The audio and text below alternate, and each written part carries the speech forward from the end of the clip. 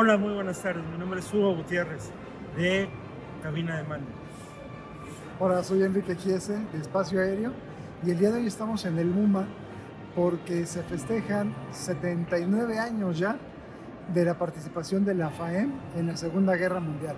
El avión que tenemos en la parte de atrás es un P-47D-35 que participó orgullosamente representando a México en esta gran contienda. Bueno, les comentaba acerca del avión P-47D-35 que tengo a mis espaldas. Originalmente los mecánicos pintaron la nariz con el radomo blanco y era conocido por mucha gente como narices blancas. Eso es debido al tipo de esquema con el que fue pintado en su mayoría este avión durante su etapa en Luzón. Este avión podía equiparse con tanques auxiliares que iban desde los 75 galones hasta los 200. Poseía armamento que eran 4 ametralladoras de cada lado, Browning 12.7, calibre 50, y bueno, su techo aproximadamente.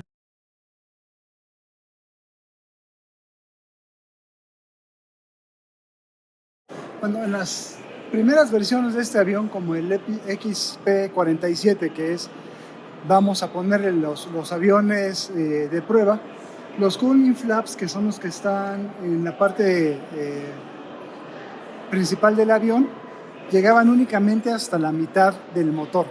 Este se puede reconocer como una versión D porque los faldones son mucho más abajo.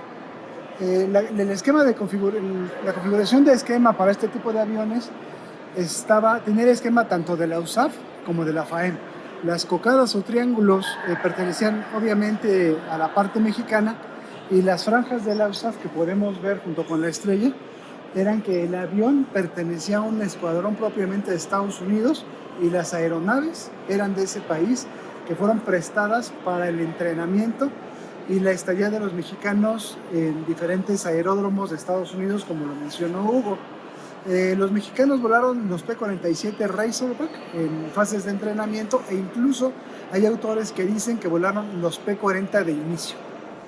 Ya el continente americano ya se había prácticamente aliado con Estados Unidos, con los países aliados, para combatir a las fuerzas del eje en la Segunda Guerra Mundial. Varios países estaban ayudando con soldados que habían ido a Europa, sobre todo, a luchar, y el Brasil estaban mandando una fuerza aérea expedicionaria para luchar en Europa, en Italia propiamente. Razón por la cual México empezó a programar una fuerza armada que también pudiera asistir. El 24 de julio de 1944, un grupo de perfeccionamiento salió en aeronáutica, salió hacia Estados Unidos a cubrir los entrenamientos, tanto pilotos como mecánicos, personal de tierra, meteorólogos, armamento y todo lo demás. El 29 de diciembre de 1944 es cuando finalmente el Senado de la República aprueba, y el presidente Manuel Ávila Camacho firman el decreto por la creación de la Fuerza Aérea Expedicionaria Mexicana, la cual tienen prácticamente un año de adiestramiento, no, tienen bastantes meses de adiestramiento en Estados Unidos, para que finalmente en el mes de julio salgan de San Francisco. Estuvieron en distintas bases tomando el adiestramiento y toda la información, para que finalmente en marzo de 1945 salieran de San Francisco hacia las Filipinas. ¿Por qué las Filipinas?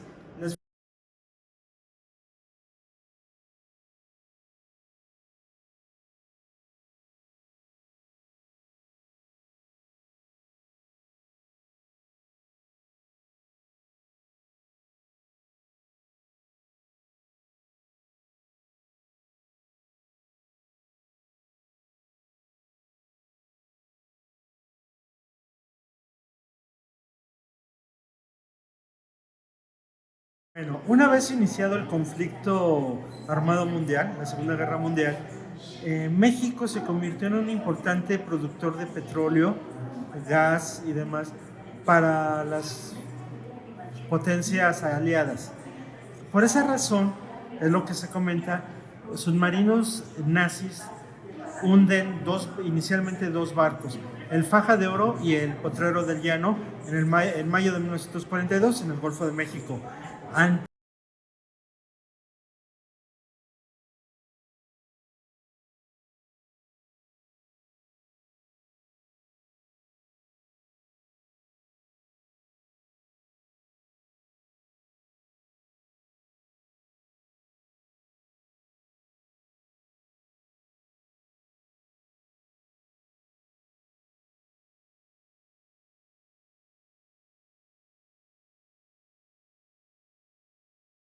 Bueno, después de un muy largo viaje en barco desde San Francisco, la Fuerza Aérea Expedicionaria Mexicana finalmente llega a las Filipinas.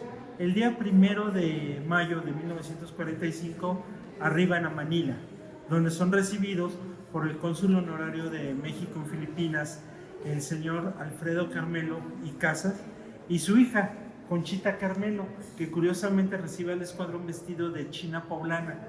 Es un dato muy interesante, muy simpático, como lo pueden ver, ahí a los integrantes del escuadrón 201 siendo recibidos. También se encuentra el teniente coronel Kellogg de la USAF, que recibe al escuadrón.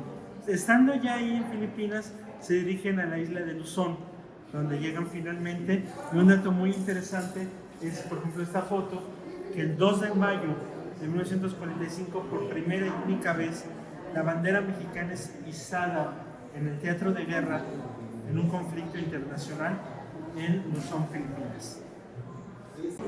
Algo muy interesante y a mi gusto personal,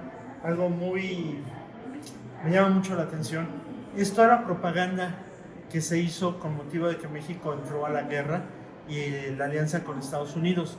Una gran cantidad de pósters que se hicieron llamando a la sociedad mexicana, ¿no? Que estuviera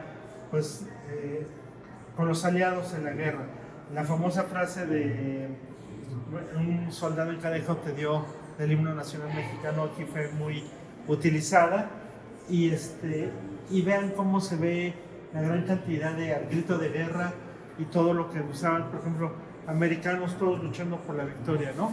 Uniendo a Estados Unidos con México, ya próximos a la creación de la Fuerza Aérea Expedicionaria Mexicana, el Escuadrón de Caza 201.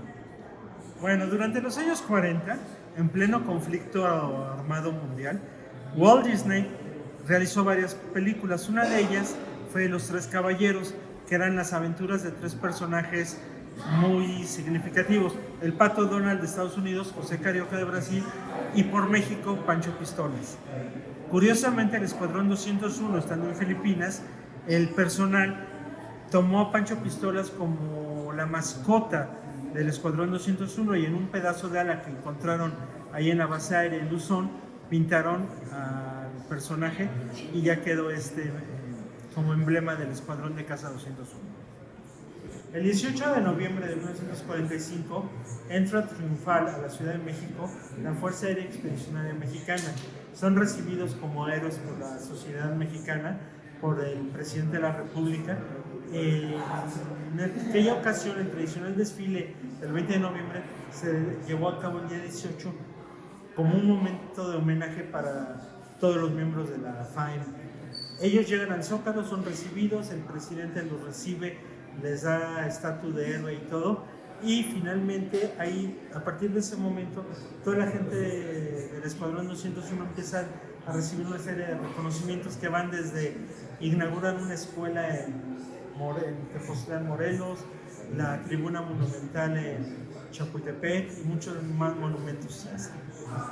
Bueno, como dato curioso, complementando lo que Hugo mencionaba acerca de la escuela en Morelos, antes de partir la FAEM a combate, el presidente Ávila Camacho les pregunta si tienen alguna necesidad antes de su partida, por lo cual el cabo Ángel Bocanegra solicita que en Tepoztlán, Morelos, se construya una escuela para los niños de ese lugar. A su regreso, se ve que esta promesa fue cumplida y así se cierra el homenaje, este homenaje que venimos a hacer por el aniversario del retorno de la FAEM a México.